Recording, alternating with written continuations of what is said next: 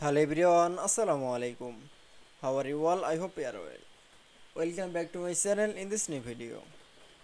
Today's video, how to split publisher table into pages. So let's started. At first, open your publisher document. Firstly, we're going to the insert menu option, then click. Now click from table option. Now select from row and columns. Now you can see insert from table. Now table resize. Now you can see then select from in raw. Now going to the layout menu option, then click. Now select from marcel option. Now you can see now select from all table. Now going to the design menu option. Now select from border option.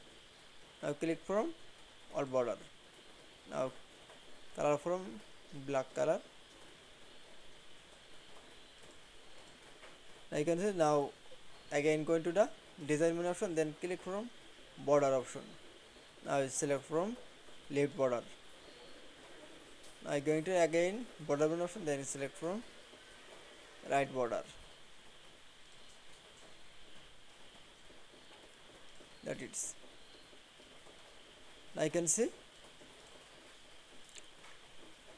split publisher table into pages is very easily.